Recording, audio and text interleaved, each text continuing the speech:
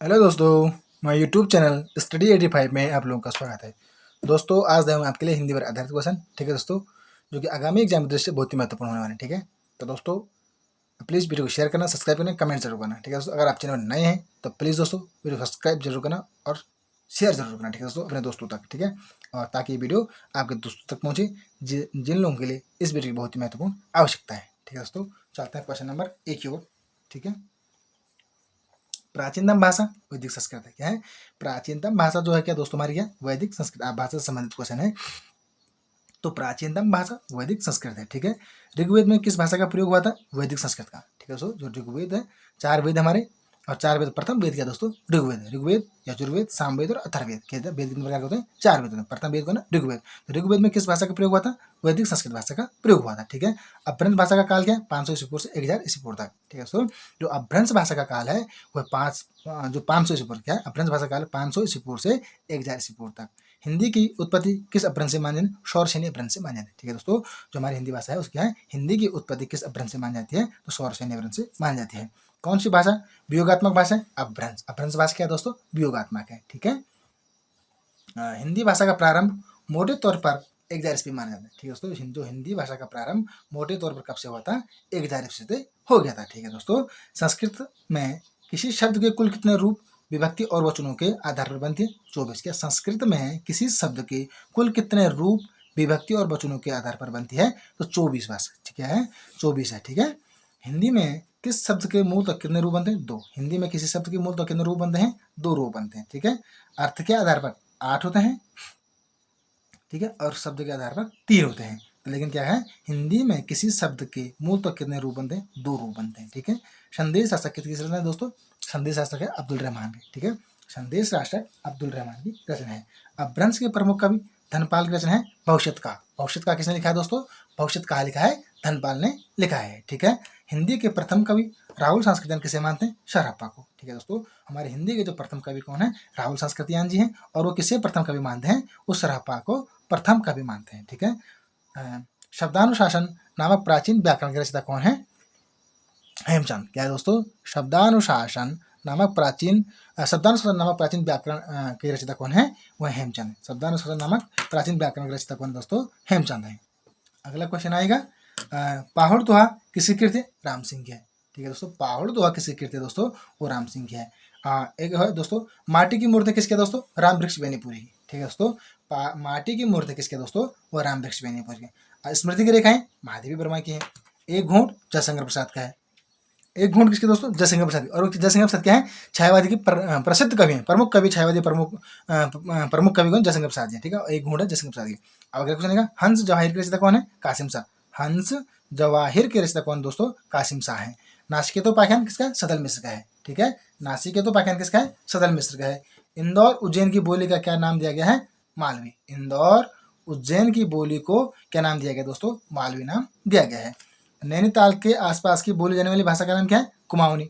नैनीताल के आसपास की भाषा को क्या बोलते हैं दोस्तों? कुमाऊनी भाषा बोलते हैं। ठीक है, जैसे गढ़वाल की भाषा को क्या बोलते हैं? गढ़वाली बोलते हैं। ठीक है, इस प्रकार नैनीताल के आसपास की भाषा को कुमाऊनी भाषा का दर्जा दिया गया है। ठीक है दोस्तों, अगला क्वेश्चन आएगा, अवधि किस के अंतर्गत आती है? पूर्वी हिंदी। अवधि क्या है जो? अवधि। अवधि किसके अंतर्गत है? पूर्वी हिंदी के अंतर्गत। अवधि हो गया, और अवधि, बहुत से बगली, और 6 से छत्तीसगढ़। क्या है? अब छत्तीसगढ़ी। इसकी जो शॉर्ट ट्रिक है दोस्तों, अब छत्तीसगढ़ी। और से अवधि, बहुत से बगली, और 6 से छत्तीसगढ़ी। तीनों क्या दोस्तों? पूर्वी हिंदी के अंतर्गत आती है। कौन से? अवधि, बघेली और छत्तीसगढ़ी। तो अवधि किसके अंतर्गत आती है? पूर्वी हिंदी के अंतर्गत आती है। ठीक है, उसको क्या है? अब छत्तीसगढ़। शॉर्ट ट्रिक है, इसको याद रखने का ट्रिक क्या है दोस्तों? अब छत्तीसगढ़ी, और से अवधि, बहुत से बघेली, और 6 से छत्तीसगढ़ी तक। ठीक है दोस्तों, ये पूर्वी हिंदी के अंतर्गत आती है तीनों भाषाएं। ठीक है, हिंदी के अंतर्गत कुल कितनी बोलियां हैं? 18 बोलियां हैं। ठीक है सो, जो हमारी हिंदी है तो उसके हिंदी के अंतर्गत कितनी बोलियां हैं? 18 बोलियां हैं और 22 भाषाएं हैं। ठीक है दोस्तों, हिंदी के अंतर्गत कुल कितनी बोलियां? 18 बोलियां हैं और 22 भाषाएं हैं। ठीक है, 5 उसमें उपभाषाएं हैं। ठीक है, हिंदी भाषा बोलने वालों की अनुमानित संख्या कितनी है? हिंदी भाषा बोलने वालों की संख्या लगभग अनुमानित संख्या जो कि तो 5, सॉरी दोस्तों, एक गलत क्वेश्चन है, मैं इसको आपको दोबारा रिपीट करके बताता हूँ। हिंदी भाषा बोलने वालों की अनुमानित संख्या दोस्तों क्या? 60 करोड़ है। क्या दोस्तों?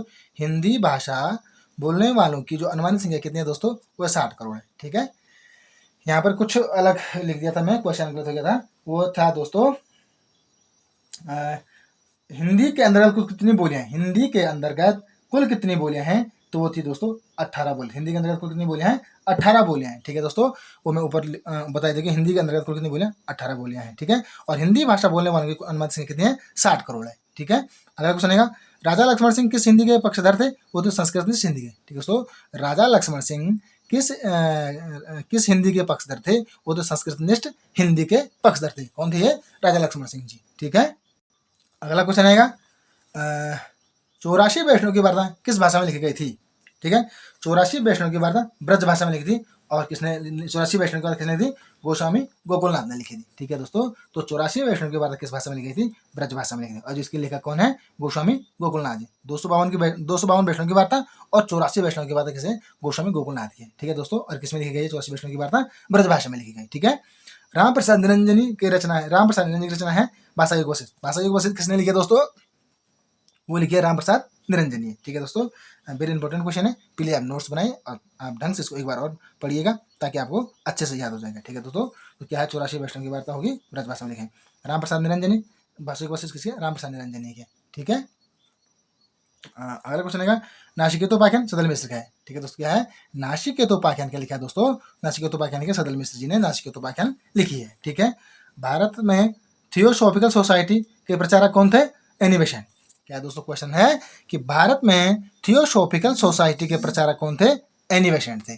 ठीक है दोस्तों, बहुत ही महत्वपूर्ण क्वेश्चन है दोस्तों, क्या भारत में थियोसॉफिकल सोसाइटी की प्रचारक एनिबेशन थी। ठीक है, बहुत ही इंपॉर्टेंट क्वेश्चन है दोस्तों। एक आध क्वेश्चन मैं आपको अन्य करा देता हूँ ताकि आपको बने रहे। अष्टछाप के रचयिता कौन थे, अष्टछाप। ठीक है दोस्तों, क्वेश्चन आप नोट्स कर लो इसको, अष्टछाप के रचयिता कौन थे, नामादास। ठीक है दोस्तों, आर्य समाज की स्थापना किसने की थी, आर्य समाज की स्थापना किसने की थी दोस्तों, आप नोट्स कर लो इसको भी, आर्य समाज की स्थापना किसने की थी, तो आर्य समाज में की थी, कहाँ हुई थी दोस्तों, आर्य समाज राजा राम मोहन ने बंबई में की थी। आर्य समाज की स्थापना मुंबई में हुई थी। ठीक है, राजभाषा आयोग का गठन कब हुआ था, राजभाषा आयोग का गठन कब हुआ था दोस्तों, हुआ था 1955 में। इसको भी नोट कर लो कि राजभाषा आयोग का गठन कब हुआ था, 1955 में हुआ था।